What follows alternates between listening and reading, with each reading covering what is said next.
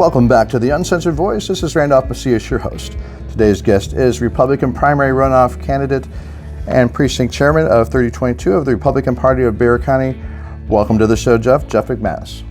Thank you, Randolph. Glad to be here, and it's always a privilege to be interviewed with you. Thank you very much. Well, I really appreciate that, Jeff. Thank you very much. Absolutely. So let's begin with a brief bio. What brought you to where you are now here in San Antonio? What are your roots in San Antonio? What are my roots in San Antonio? Okay. They go back to the 1980s when I first lived here and worked for Laredo National Bank. And then at the juncture when the bank was taking economic steps to help save the institution, I went and lived in Laredo with Laredo National Bank as Chief Commercial Lending Officer there. And then unfortunately, the banking industry continued to deteriorate here in Texas, and I moved here from Houston, where I had been with Allied Banks for numerous years, along with a few other banks in that city. And so unfortunately, the economy deteriorated in Texas and the banks continued to fail, and I received an offer from Bank of Boston up in Connecticut to come join them doing corporate finance. So I accepted that position so that I could continue to take care of my family and put bread on the table and a roof over our heads and shoes on our feet. And we drove from Laredo to Hartford, Connecticut. It's a long ways. Yeah, it was a long drive. Which brings me to my first question. And then, go ahead, please. 1 second. Then one day I came home and I said to my wife, Hannah, Hannah, we're out of here. We're going back to Texas. And that's what brought us back to San Antonio about 8 years ago. 8 years ago. Well, Texas does have that magnetic type feel to it. You got to get back if you leave. But here in the Lone Star State, hopefully everything is just fine compared to all of our other United States. Which brings me to my first question. What led you to your decision to run for election as chairman of the Party of Bexar County Republicans? I felt that there were many things that the party needs to do and that I could do them better than the current chairman. In what manner? Educating the voters on issues, promoting and supporting candidates thoroughly, working in conjunction with the candidates to coordinate the activities of the party along with their campaign plans, and conducting the meetings in a more amusing manner, i.e. make it a little more fun to come to the CEC meeting and not spend 2.5 hours, 3 hours of getting bored while we went through various reports. I just felt that the meetings could be run in a more efficient manner and be more informative to the precinct chairs who are the members and the guiding people that are supposed to be guiding the direction of the party. There were a few other things, but that added up, and I couldn't find anybody else to do it. So I had to step out, and I put myself forth, and to be honest with you, I've learned a lot about Bexar County, how enormous it is, how large it is. I've met hundreds of new people, great people that are members of the party and members of the general public, and I'm just having a lot of fun doing this, just because I like people, I like to improve things, and I like to stay active. And that is certainly a way to do that, being chairman of the party of Bexar County Republicans. Now, my next question, do you feel that the BCRP, under your leadership, can do all it can to reach out and seize every opportunity to get every potential Republican vote that is available in the Black, Hispanic, and Asian communities in this county? Undoubtedly. I already have a plan for the first 90 days, which incorporates those efforts and getting them out of the starting block. Not just putting them into the starting block, not just planning about how we're going to do it. I have a plan that I have already written down, and at the appropriate time, we'll share with the general public and everybody else. Okay, thank you for that answer, because it's very important that we're aware that we have Republican voters out there that perhaps outreach has not been done to certain parts of town to the level that they should be.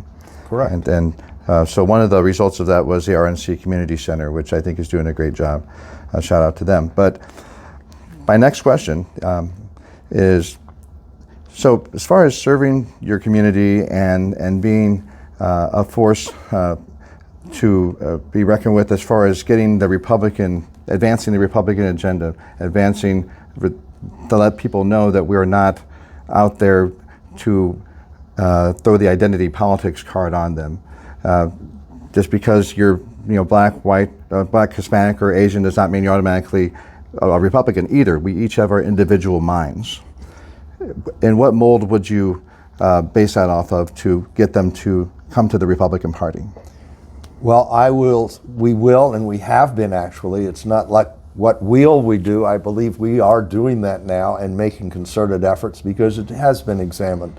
And what we're doing is attempting to inform the general population, or we are trying to reach out into the communities and let them know that we share their values. And it's based upon ethics, values, and character. Those are the three key items that I think people look for in their leaders and in the party that they want to affiliate with.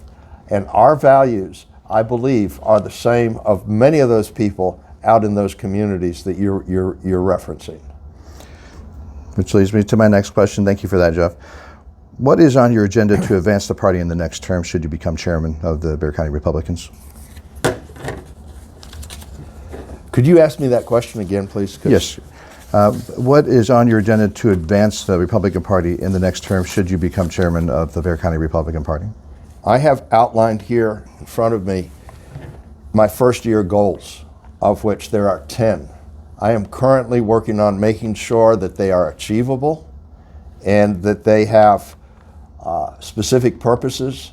So I'm not prepared to release them in total, but I can tell you what the first two are. The first one is to have regional offices in operations at various stages, 4 regional offices. And obviously one is our headquarters, so that's already done, but we will need to then establish regional offices led by regional ambassadors in the east, west, and south sides of San Antonio. And number 2 on this list is financial stability. We need to crank up our self-independent financial support from the community. Because if we're not getting financial support from the community, that means we're doing something wrong. And if we are getting financial support from the local community, and that means from the businesses on down, including Valero, New Star, Frost Bank, all the way down to the local plumber, the local citizen retired person that can contribute $5. If we are getting contributions from everybody in between those two characteristics, then we're doing something right and we're being successful. So number 2 is financial stability, which will then give us the means and capabilities of achieving the other 8 goals that I have listed below. And I'm not going to go into them in detail right now, only because I want to make sure that these are the ones. And these goals also will be presented to the CEC at the organizational meeting to ask for their approval. And if they approve these, then those are our goals. We know where we're going. We have a purpose, and we can express that to the voters out there that this is what we want to do, and in order to get it done, we need your financial support. And then if we fail to get the financial support, then obviously that's not what the community wants. We are here to work for and with the community. I see. Thank you. You're welcome. For that. So the chairman had announced at the last CEC meeting that was going to be his last meeting. So is there another meeting coming up that you would be talking about this? That's kind of amusing. I was willing to accept his concession, but obviously I didn't think that was the right moment. So I know that there will be more meetings, and the first meeting that we will have will be, I've actually identified a date for those that are interested. Let's see, because we have statutory requirements, and when I'm elected, the first meeting is planned at this juncture for June 11th in 2022. Now, if we can get it done sooner, because the Our retiring chairman is cooperative, which I expect John to be. I mean, he's a nice guy, and he does care about the party. So if we can do it sooner, then we will do it as soon as possible before July 11th, after I actually take office. And we have to give a 2 weeks notice to that. And there'll be 2 meetings back to back. The first one will be to establish the bylaws and rules under which we're going to operate. And the second one will be to establish the team of officers that the CEC elects, nominates, and that we will look towards for leadership and active participation. So the other 8 items on your agenda would not be released at this time before the election? Well, no. I'm just saying today. Today, okay. I expect to be able to release these before the election so people know what they're electing for, and that we have a view to the future and we have goals that we are establishing for ourselves. There have been no announced goals other than broad statements. Mine are not broad. Let's see. Well, I'm just going to say staff the office with friendly, trained representatives and volunteers is on this goal. Okay. So that will require community participation, not just from various clubs, not just from certain cliques, but from everybody. And I hope that there will be citizens that will come in because they see our goals, they agree with our goals. Our goals will reflect our values. The only reason I asked that, Jeff, was because some people may wonder, why is he not letting us know everything? You know, No, because I haven't sat down, and I've been working on this over the last week and over the weekend, and I've shared it with a few of my compatriots that are helping with the campaign and volunteers and key advisors, and I've gotten some feedback. I expect to get some more, and I want to make sure that when this is released, that there's some unity behind it from the persons that are involved in developing it. Because remember, it's not about me, it's about the Republican Party. Yes. I'm only going to exercise the directions and the directives that are delivered from the body, which is all of the precinct chairs who are actively involved in the party. That's whose orders I will be taking. I will just lead how we get it done and make sure it gets done. And I'll offer up some suggestions, obviously. I'm going to offer up the first 10 goals. You got to limit your goals and make sure they're achievable. Yes. Now, if they're not achievable, why put them down? Yes, I And that's understand. just for the first year. I haven't even gotten to the second year yet. Okay. Well, the reason I was asking that is because that might have sparked some thought into a voter's mind. As somebody, why is he giving us 2 and not the remaining 8? So I thought that was a fair question. No, to it ask. is a very fair question. I hope it was an adequate answer to it. I appreciate you answering that. Which leads me to my next question then. Does the Republican Party of Bexar County have the means to put back up in place a Southside satellite office that was previously shut down after an issue with its inability to stay open? I'm not privy to the books. I haven't analyzed the obligations that we have already that we have to meet. Now, I do know that we have a significant amount of money in the bank that is the party's funds and can be used for multiple purposes. Okay. When we get in there and we know how successful we are in gathering up and have my first meetings with individuals who have committed to help me get contributions in the door, once that's determined, I'm going to exercise fiscal responsibility. That's very important. I appreciate your answer to that. So what is your plan to slow the spread of wokeism in local colleges and universities in our area, because they are infiltrating through various groups? For example, there's a Turning Point group at UTSA that is forming because there's so many other woke type groups forming and putting thoughts into people's minds that essentially indoctrinating them. Now it happens more at the high school level and the lower grade levels, but it is getting to be a big thing, most notably at UTSA. There's a Turning Point group that is forming and it's growing, which is good. With you as chairman, would you embrace and support that? As long as those organizations such as Turning Point also embrace the values and the principles and the ethics that the community cherishes, the answer is absolutely.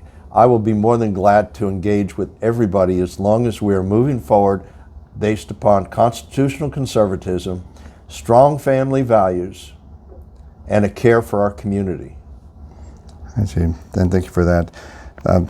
And what are your thoughts on election integrity? Now, we remember the election integrity, there was a committee formed by John Austin. He said perhaps maybe in a CEC meeting that it should have been called something else. He dissolved it because, according to the chairman, it had achieved its goals. And then that caused a breakoff group to form, and then a further breakoff group from that group. Would you be willing, as chairman, to form a committee devoted solely to election integrity, maybe a standing committee in the Bexar County Republican Party as chairman, if you became chairman? I am very open to that discussion. I am very open to the establishment of election integrity, because election integrity encompasses both the proper and misuse of money and how it influences the elections, let alone how certain organizations or groups have manipulated the voting process in their favor, and that is voting integrity. So we've got election integrity, we've got voting integrity, and then we also have the requirements of developing poll watchers and election judges. So in my thinking, we should definitely segregate the two activities of election integrity versus poll watchers and election judge recruitment and education and training. Okay, thank you for that answer, Jeff. Now, this is a fair question that I think needs answering, and I need your perspective on this, because should you be elected in the runoff to the Bexar County Republicans, this is something that would need to be addressed eventually at some point in time. There was a member of our CEC Management Committee that was seen publicly endorsing City Councilman Roberto Trevino, who later then lost his seat to Mario Bravo, the current incumbent of City Council District 1. My question is, do you think that action by a member of the CEC Management Committee did anything in conflict with the mission of the Bexar County Republican Party and its goal to promote and advance the Republican Party here in our county? What are your thoughts on that? Well, to begin with, I'm a constitutional conservative, so each individual has a right of self-expression and the right of free speech. Now, when it comes to regards as if you're sitting in a management position regarding the Republican Party of Bexar County, that it's important that you abide by their rules and guidelines and attempt, except in extreme situations, to support candidates that are put forth by the Republican Party and have been vetted and are on the ballot. If you want to choose to endorse and work on behalf of a non-Republican, I'm not saying that's not allowable or that it's necessarily wrong under certain circumstances, but we also know that in the SREC, there was one member of the SREC group that also endorsed a Democrat at one point, and she was heavily censured by the SREC and has only recently under Rinaldi been reinstated in good standing. So I would defer that discussion to the body. It's not my determination, but if somebody chooses to make that an issue and want to expand it and ask the body of the CEC to examine that, that's certainly their right.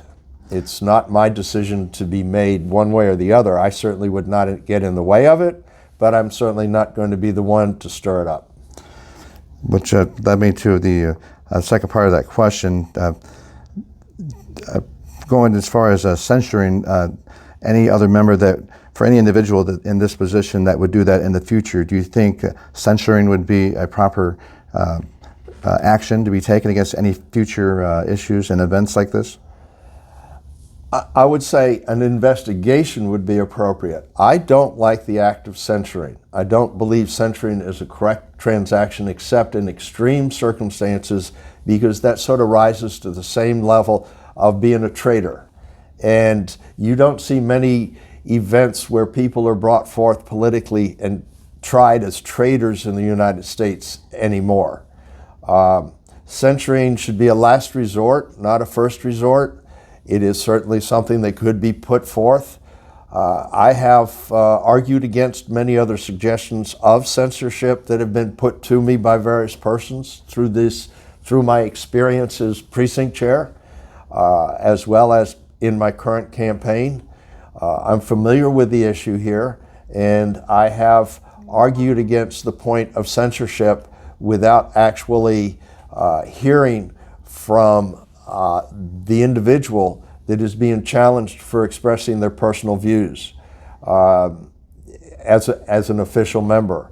If you make it clear that you're only expressing them as a personal choice, just like I have a candidate that is an officer of one of the women's clubs who's working very hard on my campaign, but she makes it clear that she is working with me because we're friends and because she believes in my cause. And she declares clearly that she is not acting on behalf of that club ever, whenever she's involved with any of the events or any of the support that she provides me. To get back, censorship I'm not in favor of. I find that that is used as an aggressive means to try to intimidate people. I don't like it, but at times it may be the proper route to take. And after a proper investigation, I'm certainly not I would not be vetoing it. Not that I even have a veto right on anything, because I'm only elected to lead the party in the direction they want to go. And I would facilitate the investigation if appropriate. I think, and I appreciate that answer, because if this happens again, it may be something that needs to be addressed in the bylaws. And should you become chairman, I hope that would be a subject that you would be willing to look into, a process, if you will. Or Actually, I'm working on the bylaws positions now, and I hadn't even contemplated that because I'm not familiar with the particular politician that was endorsed that you mentioned. As you must realize, I've been a precinct chair for 8 years, and everybody says, well, how can you not know this, or how can you not know that? Well, because it's not involved in my precinct. My focus was taking care of my business that I was running and taking care of my clients and acting as a precinct chair and enjoying life in my community, and not really deeply involved with who is who and why. But now as chairman, I recognize I'm on a very steep learning curve here, and I accept it. I appreciate so that. I'm going to make a note about that issue for the bylaws, because I am working on them. The bylaws are some. Yeah, I think each new chairman looks into making subtle changes or big changes if need be, and that's something I think that you might be interested in. That's why I asked that question. No, it was a good question. Thank you for asking it. I like to learn something every day. Thank you, Jeff. At least one thing, if not more. Thank you, Jeff. You're welcome. And which brings me to my last question. Looking into the camera, can you tell the Bexar County electorate, who have the power to elect you or reject you, what is your message to them directly? Good morning. Thank you for taking the time to listen to this recording that's been kindly done by Randolph. And my message to you is that I am a constitutional conservative, and that means that each individual has their rights as an individual as protected in the Constitution, which not only includes the right to bear arms, not only includes the freedom of speech, but also includes the right of self-determination, which means choosing your own way. And your own way is the right way. So if you elect me, I assure you that I will be open to all ideas from all parties. The floor will be full of discussion. The votes will be taken on issues. And as I like to tell other people, let me give you an example here. There's an issue on the floor. There are those that are against it, and there are those that are in favor of it. And the vote is held, and it is found that it passes. So those that are against it, those that are for it, succeeded. So I want and I hope that all those that were against it would come over and envelop those that were for it and join in making sure that that decision by the body in a majority is carried forth. And that is the basic principle that I hope to bring to the party that has not been there. Thank you very much for listening again. And Randolph, thank you for putting this out in the public. It's important that we know who we elect. Thank you very much for your time, Jeff. I really appreciate that. So once again, this is Randolph Macias of the Uncensored Voice. Thank you for listening, and thank you for watching. May God bless America and the great state of Texas.